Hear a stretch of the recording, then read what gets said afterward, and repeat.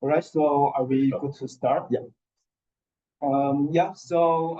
Thank you for coming here and thank you for inviting me. Today I'm going to talk about Oblivious RAM.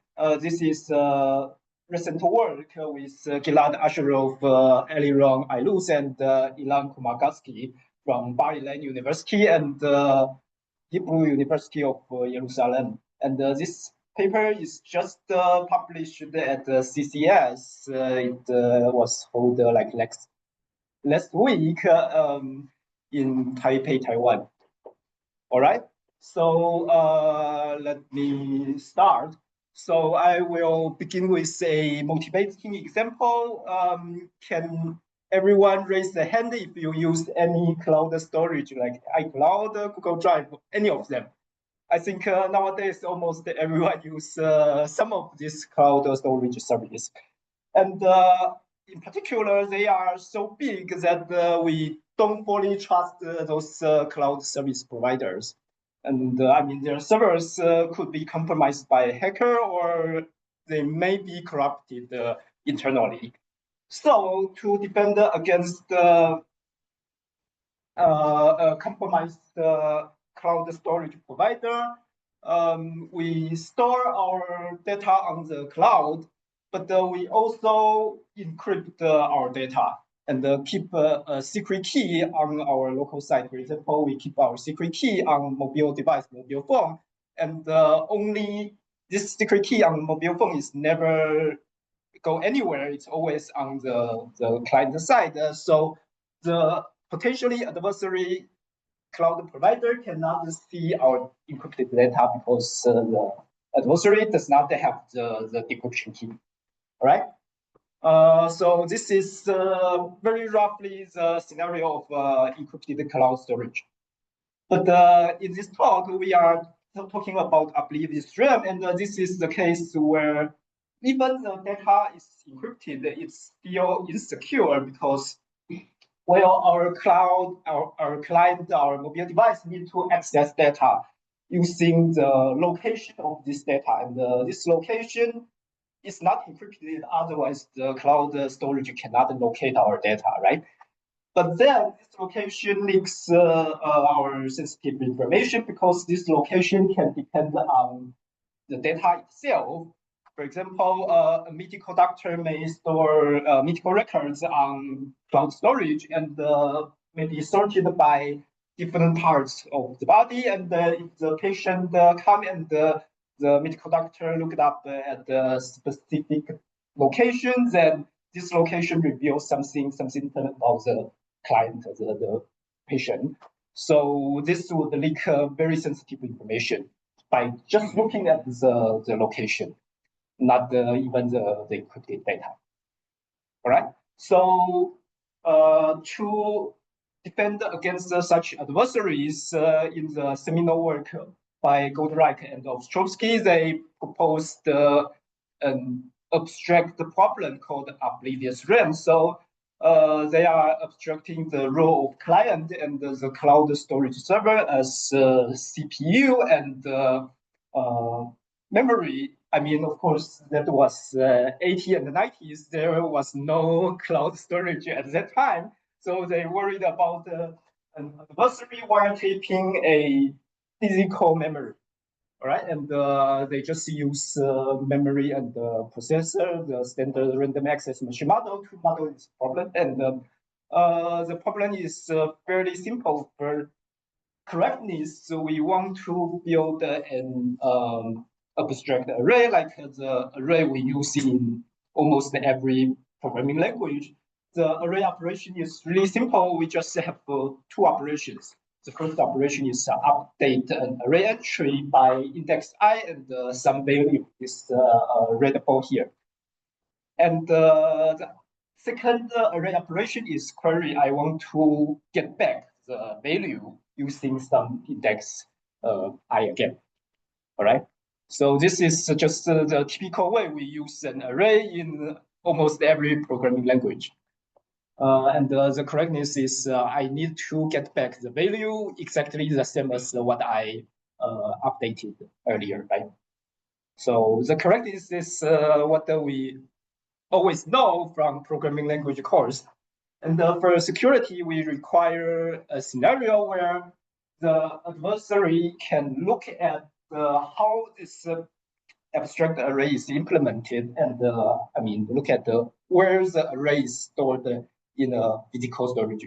So I guess everyone has a different way to implement, or maybe everyone has 100 of different ways to implement an abstract array. But no matter how it is implemented, the data content of this array has to be stored on some physical storage, like physical memory. And in the model of ORAM, we consider the adversary can look at the locations accessed in the physical memory, but not the content. So the adversary just see the locations.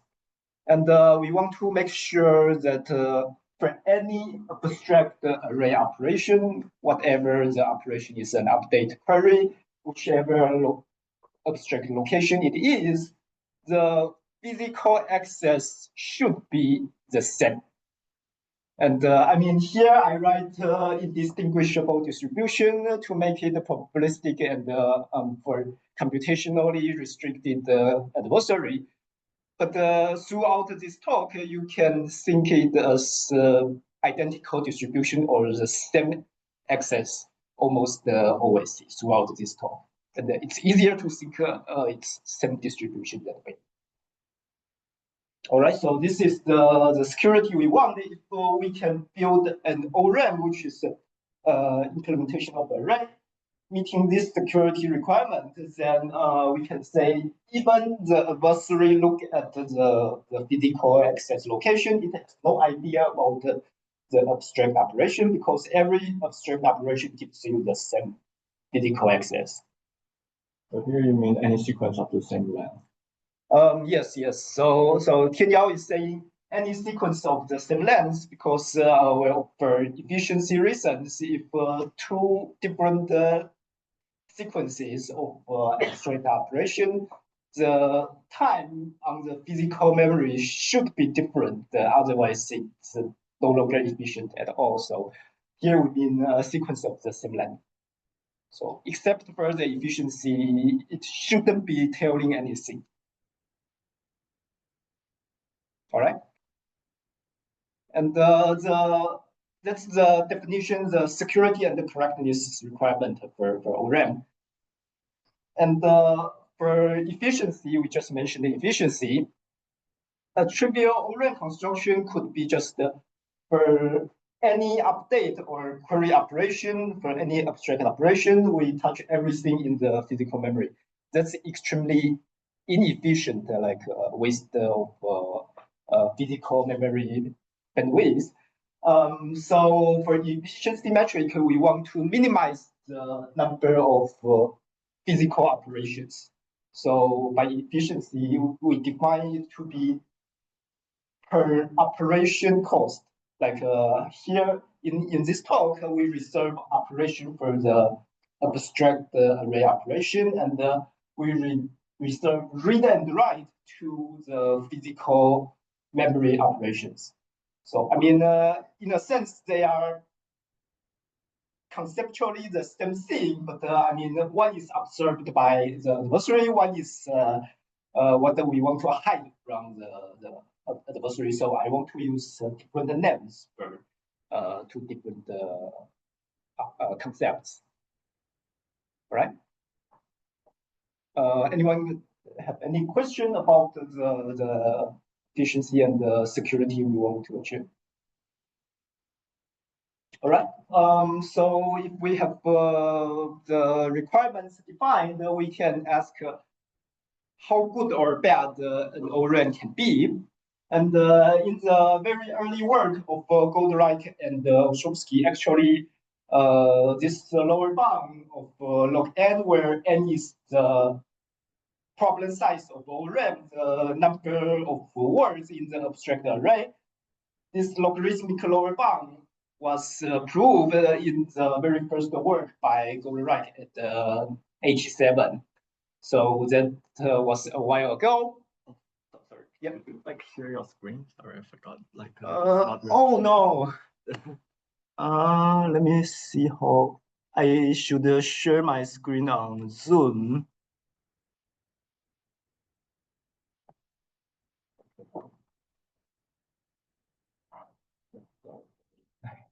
Yeah, I was checking that. Okay, and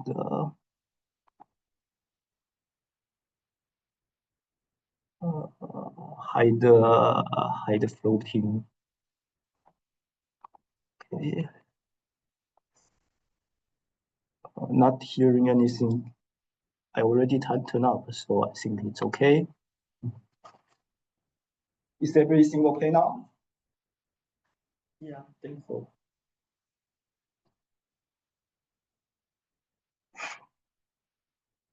All right, so maybe let me continue, and please let me know if something needs to be tuned up.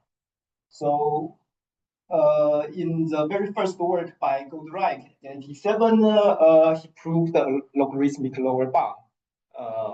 And in the earlier work of Goldreich and Ostrowski, they spent a couple of years to construct the very first versions of ORAM, which takes a cost of log cubed in n. And after, I think, okay, after a while, 30 years, people, including my previous work, improved the ORAM to match the lower bound to achieve logarithmic in n, where n again is the problem size of ORAM, the abstract array size we want to simulate.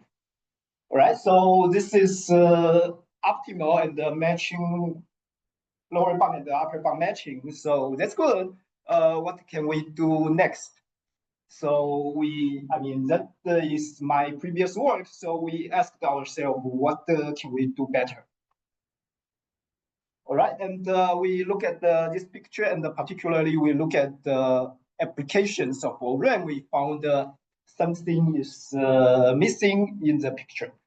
So let's come back and think a little bit about what's the application of ORAM. We typically have some client to serve. Like the ORAM is going to simulate this array for some client, and who is the client? Anyone wants to guess who is the client of ORAM? Or what object is the client of ORAM? Or could be anything.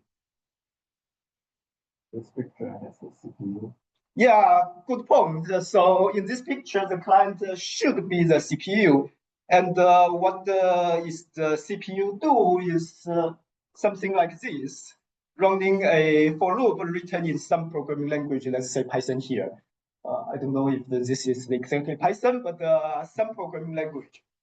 And typically in our computer programming course, we learned to write computer programs in data types like integers and floating points and so on and so forth. So ORAM is going to serve computer programs like this, and that implicitly means the CPU or the computer program runs on some small word size that's roughly 64 bits, depending on the architecture of CPU and the programming language. Sometimes 32, sometimes 64, but they are roughly these small words. And the gap happens when the adversary look at something else. So in particular, adversary often is wiretapping the bus on physical memory. Welcome. And this picture is the CPU spec for ARM CPUs, and it explicitly say their CPU works on pretty large memory blocks like 4 KB or 16 KB, so on and so forth. It's clearly not the small memory words. Okay, so again, this is what the manufactured CPU, right? And the manufactured CPUs work on some memory blocks of some big size, which is much bigger than the integer size we write in computer programs. All right, so there is a gap between what the ORAM simulates and what the ORAM works on in real systems. And I want to stress that this reddish line lies on where the adversary looks at, not really the computer architecture, because I mean, there could be many layers of memory hierarchy, right? So we draw this line on where the adversary can see. And typically, it's much easier for adversaries to look at the memory bus than look at the words in CPUs. All right, so that's why there's a difference between word size and the block size, because well, we wrote programs in smaller words, but the CPU and the memory is likely to work on larger blocks by, well, commercial commodity hardware. And just because this natural constructs that allows adversary to easier eavesdrop on this level. Question? I agree it's easier for adversary to eavesdrop on this level, but adversaries can do microarchitectural attacks on caches. Which theoretically totally agree. And even technically can give them access to a much smaller vulnerability. Totally agree. So can you remind me what's your name? Shanik. Shanik. So Shanik is saying, like the practical architectures are designed this way, but in commercial CPUs, there are micro architectures inside the CPU, and very often the adversary can somehow eavesdrop microarchitecture behaviors inside the CPU, and that allows adversary to look at the smaller granularity of CPU operations. That I totally agree. So here I kind of like theoretically model things, where is the adversary can see and where is the real client wants to use. And I mean, if the adversary can exactly see every single memory word, like as small as the client use, then that would be like another setting. We would need to set the block size to be equal to word size in that case. So in this case, do you assume it's efficient? You can like efficiently read the like 64-bit word from this block, or do you need to fetch the whole block? That's a very good question. So Tianyao question is asking, well, in this setting, if I want to read or maybe query a memory word in the abstract array with well, a small 64-bit word, how many physical blocks do I need to touch in the physical memory? I guess this is your question. So basically, will you get like any efficiency improvement if you like your queries have better locality, or in this case you just do this block size for like security rather than? So before that, let me define the efficiency in this model. So here we are saying there is a smaller word, and there's the implementation runs on a larger block. And here for the efficiency, you can argue my choice of efficiency metric, but just for simplicity and believe me, we define the efficiency to be the number of physical read-write access per abstract operation. Okay, and I will answer your question just after I explain these reasons. This definition is very much the same as the previous definition. Indeed, if you set the block size equal to word size, the definition would be totally the same. But we call it I/O cost or number of physical access, just use a slightly different name to avoid confusing.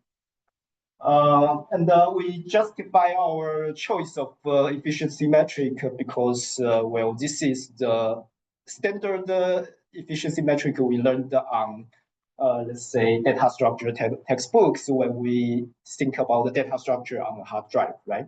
And the cost is the number of operations on your hard drive, something like that.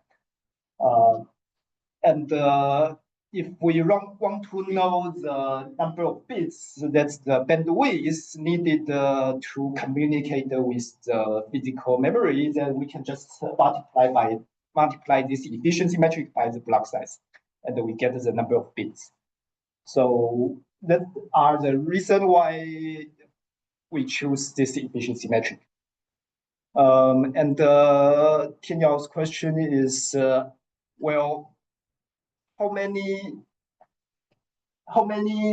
calls do we need for one abstract operation? And here I argue the baseline, even I don't care about the security, just the correctness is required. Then I would probably need 1 unit of cost per small world access in the worst case. Well, this is just because in the abstract array, the client program may access pretty random location, jump around, and we don't really have a good way to avoid and make use of like caching mechanism. So I guess my question is so like if you want to say access 2 words in the same block, do you need to make 2 accesses or just 1? Yeah, so this question is saying, suppose the abstract operation has very good locality, so the abstract operation always touch nearby words. So can we do better than this baseline?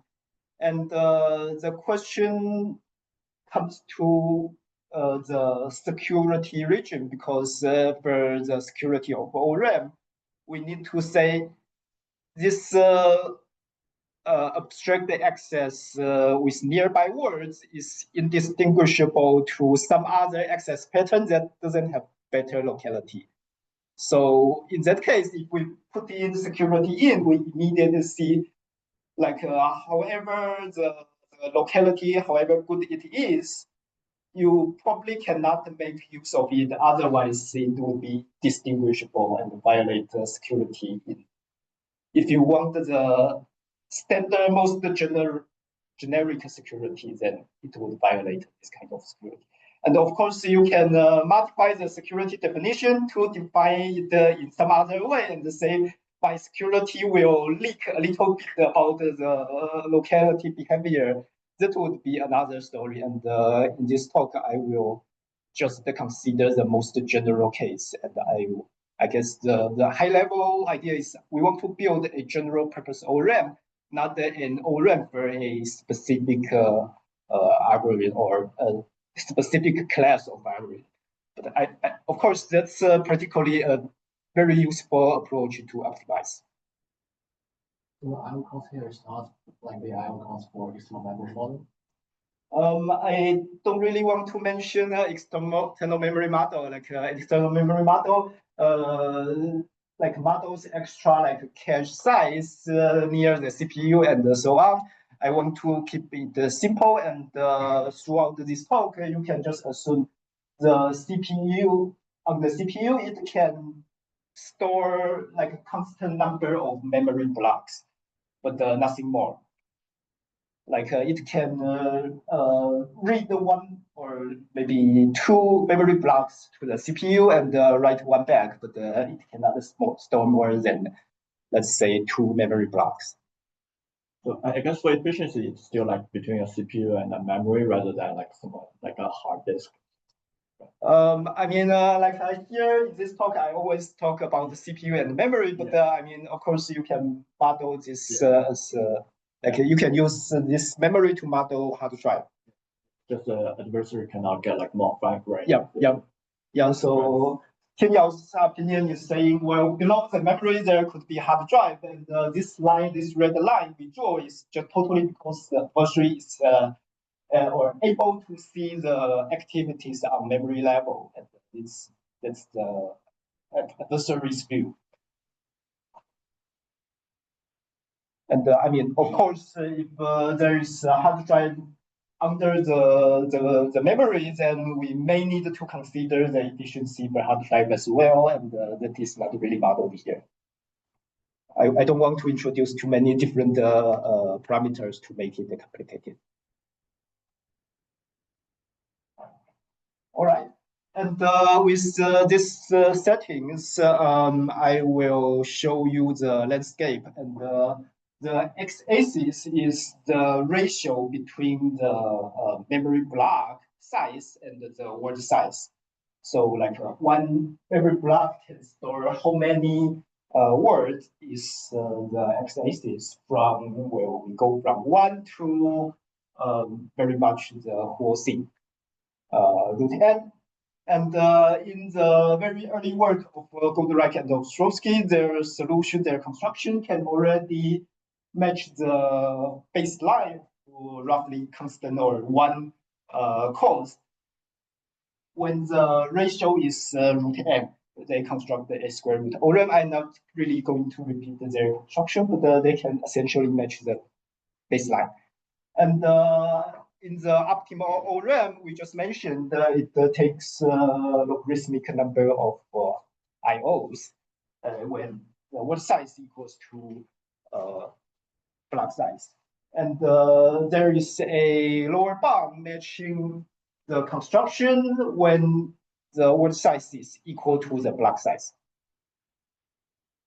But then this leaves a huge room for parameters in between. In particular, in many practical situations, the block size is greater than word size.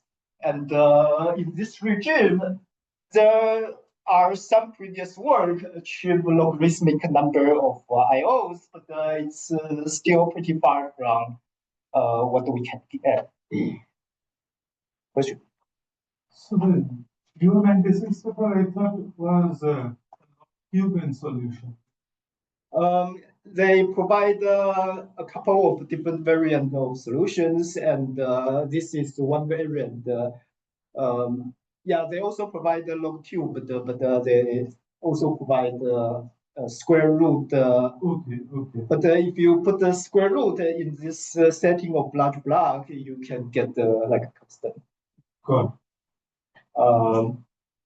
Yeah, it's like we interpret their construction in this large block setting.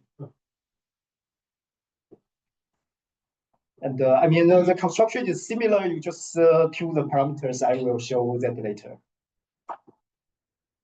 All right, so this is the main question of my talk today. Can we get the better efficiency in the setting of large blocks? And I want to say that, maybe let me show next slide. So the first is in a previous work by a subset of the authors, we showed a slightly better lower bound. And I mean, you can see the earlier lower bound by Larsen and Nielsen and the Goldreich and Ostrovsky, they disappeared very quick when the block gets larger, and Ilan and I improved the lower bound to say, no, you cannot do better even when the block size is larger. So it is not vanishing as quick as previous result. But then it remains unclear whether we can do better in terms of constructions. And in this work, we show the better construction that matches the lower bound previously proposed in the setting for large blocks. And that's for almost all block size B and word size W, almost all ratios. Question? Does your stronger lower bound apply for any data structures other than, so I know the Larsen-Nielsen is like a lot of data structures. Yeah. That's the one over the lower bound. Mm-hmm. Does this stronger lower bound apply for anything weaker than generic ORAM? Like, I don't know if there's anything in the middle, like priority queue and generic. Our lower bound is in the same setting as Larsen and Nielsen. So I mean, exactly the same setting, but we completely strengthened it. We strictly strengthened it. So, I mean, yeah. So for I ORAMs, guess yes. they're like Oh, do you mean like the data structure is like stacks? Good question. I mean, my talk today is not mainly about the lower bound, but for stacks and the queues, this lower bound doesn't really apply for some reason. I hope I can get time to show that. But just in one sentence, stack and the queues has more regular access than generic ORAMs, generic arrays. So in stacks and queues, you can indeed do better in terms of efficiency. Like you can think the insecure version of the stack and the queues has better locality. So if you are allowed to reveal you are doing queues and the stacks, then you can do better. And it's not restricted by our lower bound. All right, then let's go back to the construction. So this is informal series statement for the lower bound and the upper bound result. The lower bound is proved for all parameters M, B, W, and even allowing the ORAM to amortize the cost over a sequence of operations. So amortize is just averaging the cost over many operations. And our upper bound is matching the lower bound up to constant vector. For parameters B and W, that's slightly larger than logarithmic. So our construction need to work with larger blocks. And our construction can be de-amortized to achieve worst case. That's per operation cost is strictly less than this number using standard de-amortization cost. I won't be talking about the standard de-amortization, but it's just compatible with plug-in Ostrovsky and the Schober technique. It will immediately work. And I also omitted a couple, maybe just one parameter, that's the client space, or sometimes called the cache size of the CPU. If we factored in this fourth parameter into the lower bound and upper bound, we still have the matching lower bound and upper bounds. But it's too complicated, so I just omitted in this. I totally omitted the first parameter in this talk. I'm happy to talk about it if you we can discuss it offline. All right. So I also want to stress that in the previous work of ORAM, we used the heavy hammers, super concentrators, quick hashing. I'm not going to talk about them today, but they are heavy hammers and they incur large constants. The constant is too impractical to be useful compared to asymptotically worse constructions. But in this talk today, our construction is optimal, and the construction is pretty simple. We use pretty standard techniques. We fine-tune the parameters, and we obtain the very small constants that's implementable, and it's even better in our setting than previous solutions. Our setting, we consider standard word size 64 bits and pretty reasonable problem size n, which is 1 TB. And the block size, we choose different block size from slightly large to pretty large. And we compared with previous works on PSORAM and Futurama. They are designed for small blocks. So in order to compare algorithms in the same setting, we use the natural approach to pack several words into one block and run these previous constructions on the packed version of the problem. And I mean, of course, if you know the construction of path ORAM and the Futurama, you can try to optimize them, looking at their algorithm and try to optimize the performance in the algorithm. But I think like for tree-based ORAM or Futurama, you need some extra work to modify the algorithm to really make use of the cache parameters. And this result here is not making use of the optimizations. We just use the algorithms in the black box way. All right, and I mean, we do this comparison partly because, well, there is no implementations making use to, I mean, maybe Tianyao has, but we didn't find the implementation that optimized previous results for the large block setting. So we just use the naive way to compare and use the previous implementation in the black box way. Yeah, but speaking in block size, for smaller blocks, our algorithm just doesn't work for small block size. So we have no results for small blocks. And if you use it in some way, it is not going to be better. But for particularly larger block size, our number is better than the previous results by roughly 10 times. And these numbers are the number of, again, the semi-efficiency metric I said, the number of physical access per abstract operation. So you can see if the block size is pretty large, then accessing one memory word means like 6-7 physical memory blocks access. And like I said earlier, even without the security, we need one. So that's what I think is surprisingly good in terms of the cost of security. Yes. Why this algorithm cannot work for small block size? I think small blocks can simulate the larger blocks, right? Yeah, you're right. So indeed we can, but the efficiency wouldn't be good. So I mean, so your comment is what I think your comment is.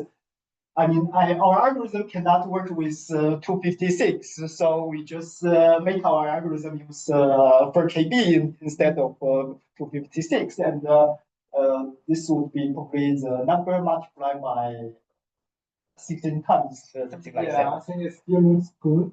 Multiply 26 by 16 times, I'm not sure, but maybe you are right. Yeah, like maybe like multiplies per times would be 100. So your comment is saying this is still better. Thank you for your comment. I will update.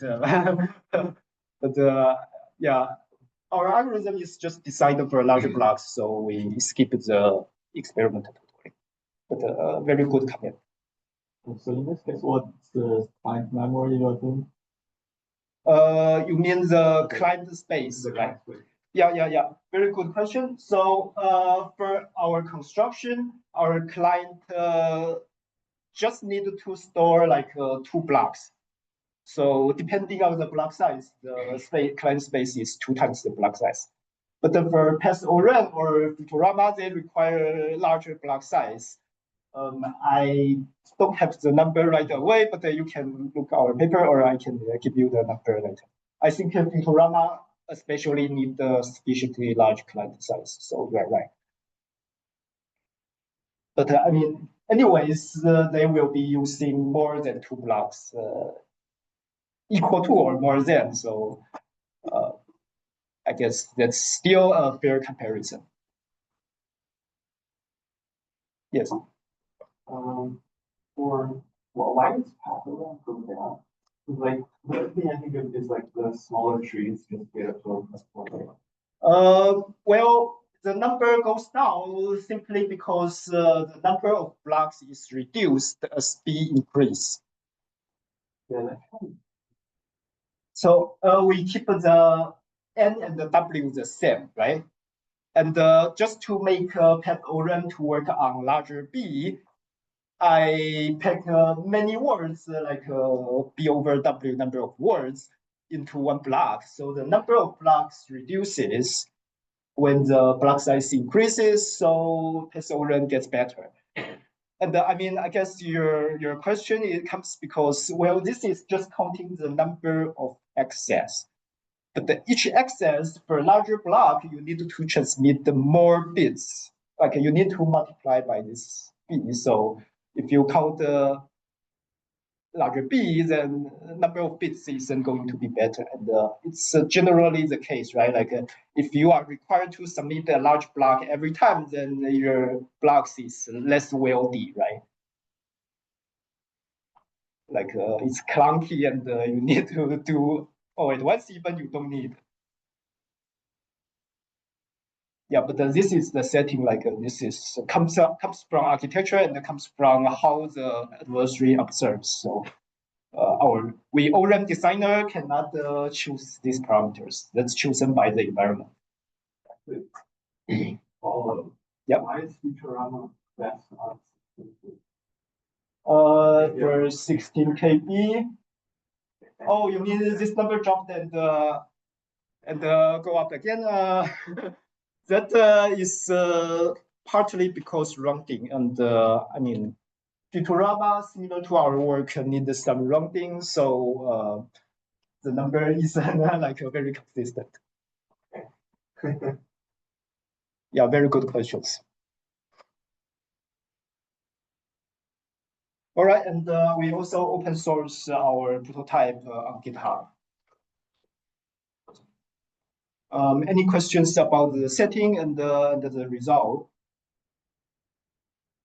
So for ORAM, you're assuming like when you fetch a block, and then you can use any data in that block. Yep. But so I guess using this way of patching, it doesn't help much. So for the naive, like the direct implementation of the puzzle.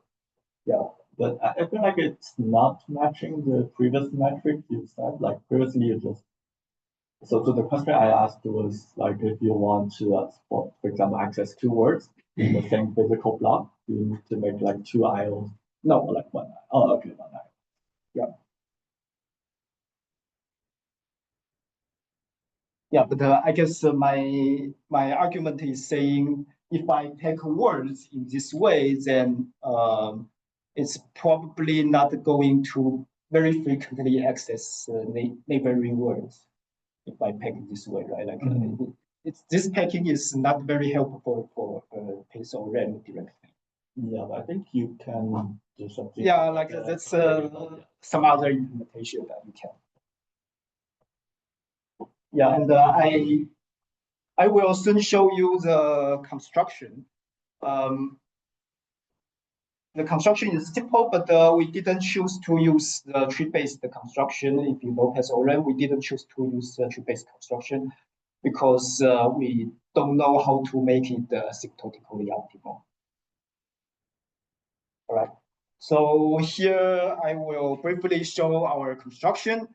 So if you search for MegaBlocks, you will get some toys. The toys looks good, but if you want to look for ORAM, you should search ORAM to avoid Google suggesting you buy something. Yeah, that's a joke. So here is our construction based on hierarchical ORAM. This framework was proposed by Goldreich and Ostrovsky. It's a very well-known technique in conceptually making upgrading a static data structure into a dynamic one.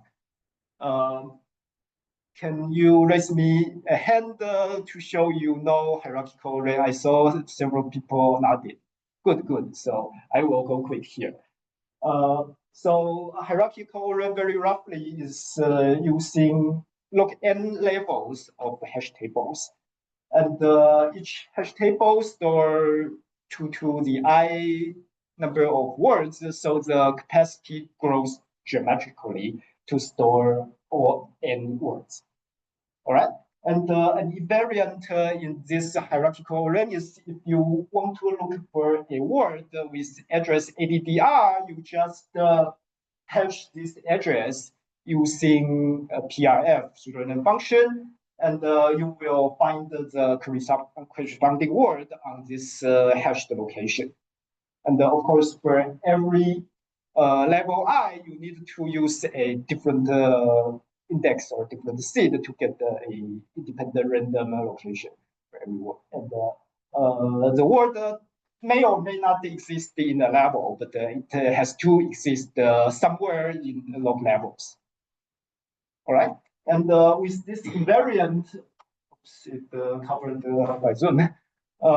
With the invariant, to find an address, it's pretty simple. We just look at every level, hash the address, the word we want to find, and look at this for every level I. And after we found the level, the address at some level I, we move the found item to the smallest level, and from this level on, we look at the uniformly random location. And this is for security reason. We don't want to touch the same location for the same address twice in the same level. Right? For this fixed level and the fixed address, it should do differently even we look at the same address twice. So this is the mechanism we keep to make sure it's secure. And by this procedure, this lookup procedure, the smallest level gets full very quick. The smallest level only has constant capacity, so we do rebuild. That's when the smaller levels fall, we rehash or reshuffle the smaller levels into a larger level. And because the level size grows geometrically, you can always put it into the next level. And when you move them, you need to keep the invariant, which means we shuffle the words, the both, according to a different PRF. All right, that's for security. And this is very roughly the idea of hierarchical ORAM. And the thing is just in every level you do this security thing. And if you are a data structure person, you don't really care about security. This is more generally a way to upgrade a static data structure that's one level to a dynamic that you can update.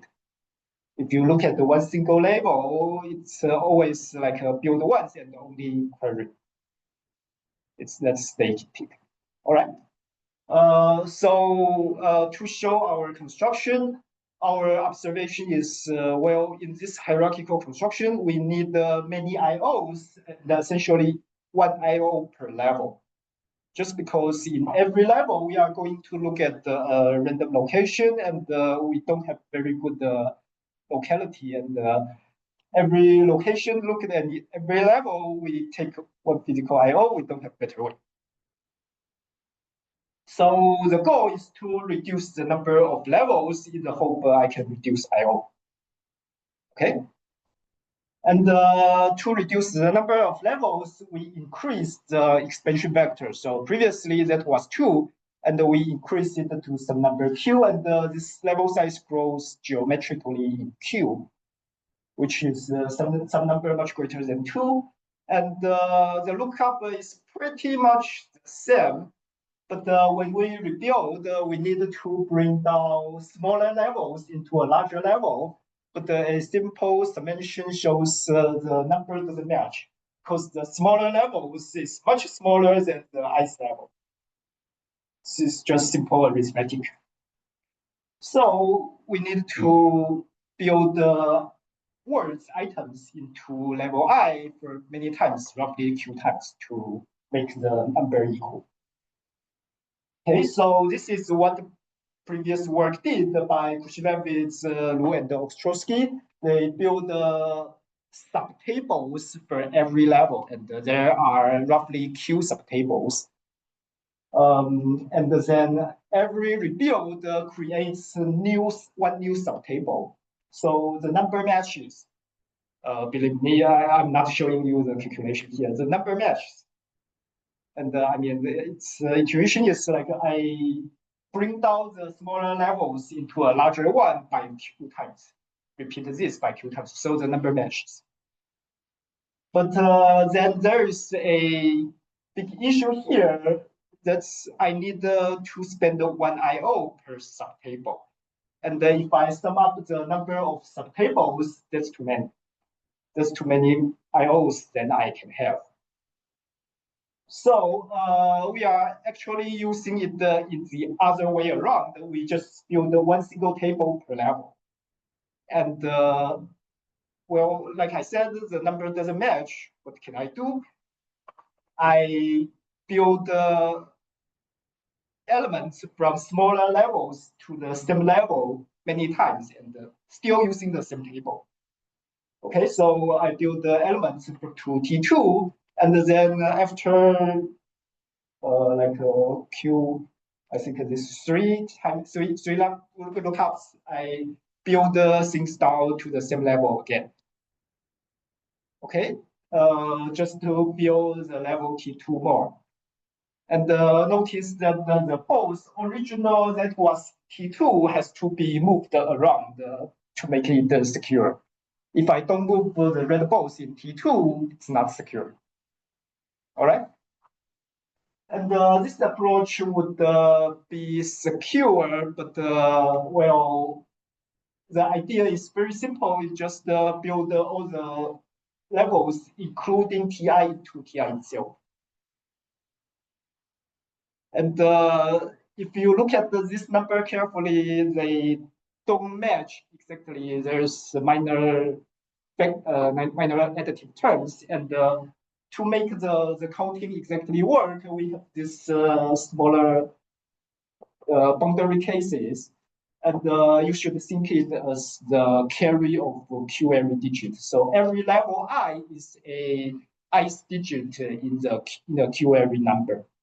And every time you rebuild into this level I, it's like you carry into the ith digit. You increment the number and then you carry into the ith digit. But I mean, you can gloss over and still think every level stores roughly Q to the I number of words. I mean, it's very close, so we can ignore the minor factors. All right. And the cost wouldn't be good because, well, I'm bringing TI to TI, and this TI has roughly Q to the I number of words, and that takes some cost, and it could totally defeat our budget in IO. And how do we do with this? We exploit a large block. And this is the reason why we use large blocks. And particularly, we use Oblivious bin packing for large blocks. Oblivious bin packing is an algorithm that sends the balls into bins where every ball has a random destination of bin.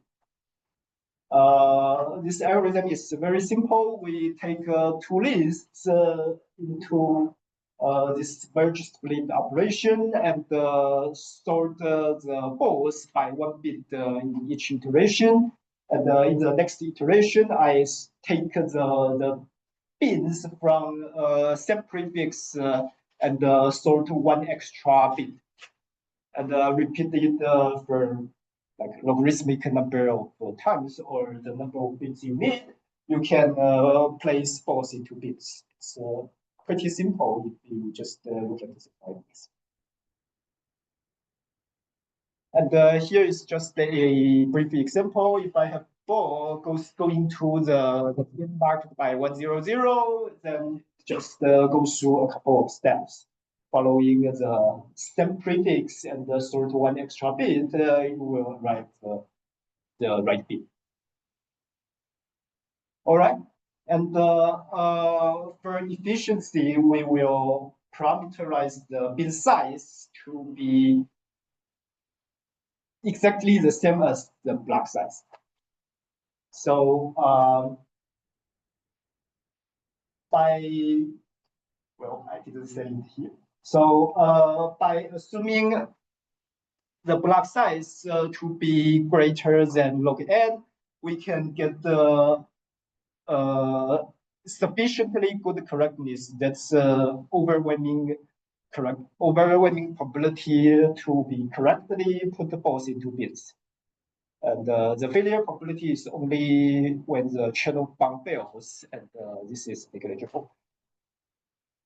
And the cost is pretty small because, well, now we are using the fact that when CPU reads 2 blocks into the CPU, it can do anything without being observed by the adversary.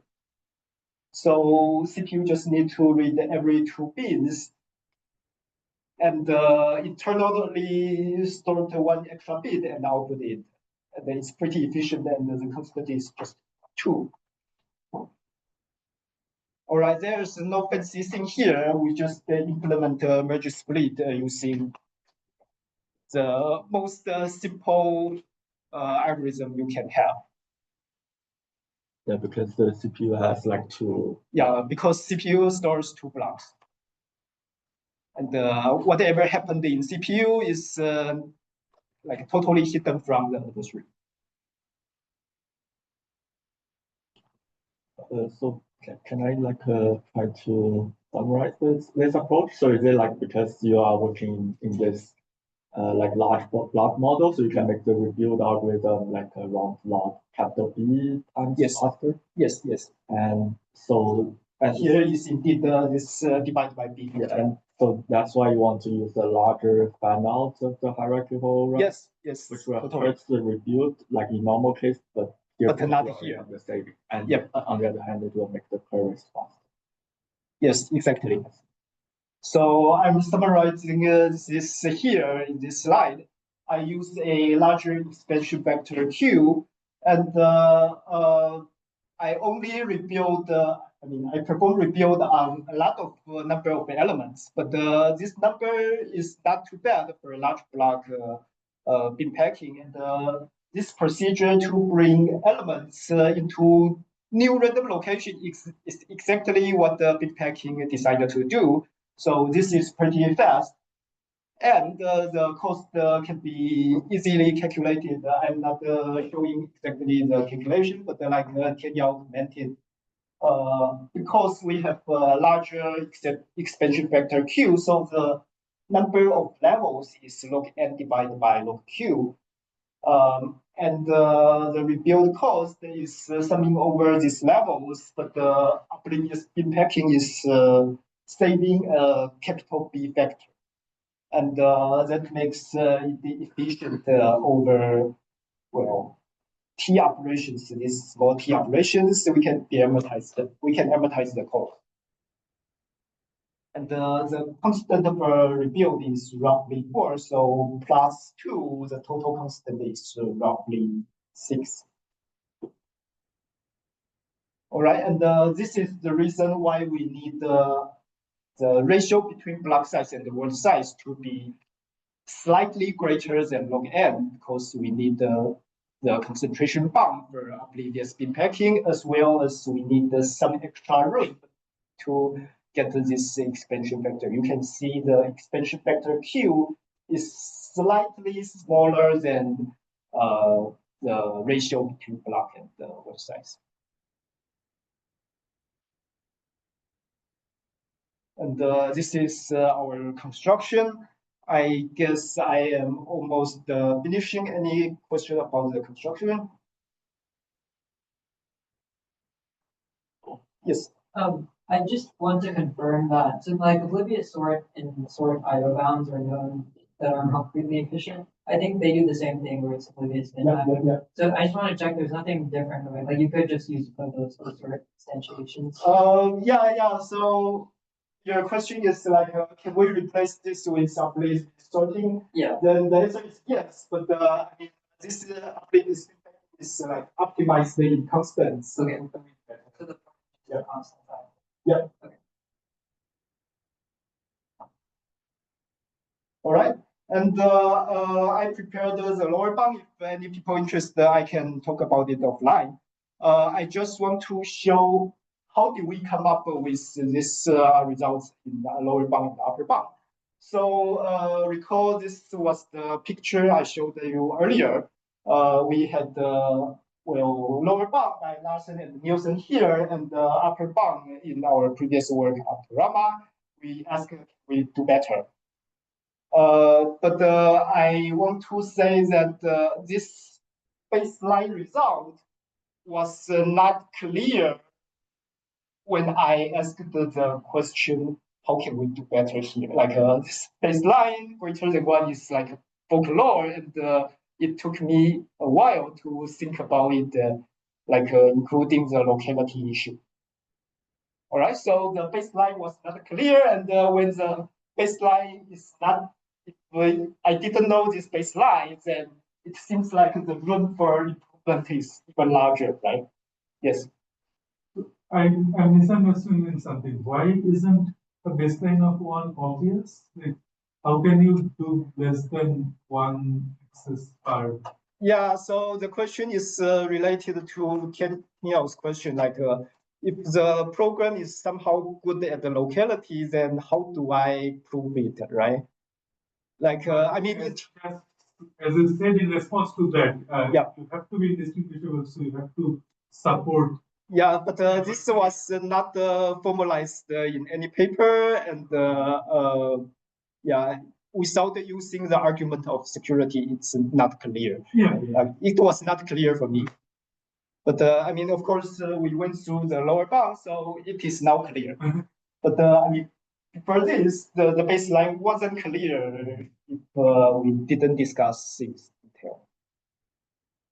All right, and so a lot of work about this lower bound result is kind of formalizing this lower bound and boosting using the trick of Larson and Nielsen to a better lower bound. I prepared something, but I'm not going to talk about them further. Okay. And I mean, this is exactly the discussion about the security. How do we use security and the correctness to formalize things and prove things? And I mean, the baseline was kind of folklore in computer architecture literature, saying how many cache miss you can have, right? And well, in this computer system or computer architecture class, they are kind of hand waved because they are not considering security and not considering worst case. Yeah, and this is wrap up. Actually, I didn't show you the lower bound argument, but our upper bound construction is indeed guided by the lower bound. So in the beginning, when we came up with the lower bound, we were expecting something better, but we didn't get that because we realized this security argument and this baseline of 1, right? And then we formalize it with a better lower bound where we use some 3 degree of this ratio between block size and word size. This capital B or B over W ratio. This ratio appeared in the lower bound argument. And I mean, it appeared in the lower bound result. It appeared in the proof. And in our construction, which I just showed you, the expansion vector is very much the same as the 3 degrees vector. So kind of our construction is inspired by the lower bound. There must be this ratio somewhere in the construction. Like, I mean, otherwise, how do we know to choose this ratio in the hierarchy? Like, which ratio should be the good one? Like, we didn't know, but if we look at the lower bound, it is hinting something. And I guess research-wise, it's something cool to show how do we develop a better argument, better algorithm. All right, there are some open questions, but I am not going to discuss a lot about them. I will leave time for more questions and comments. And if you want to know the open questions, I am happy to talk about them.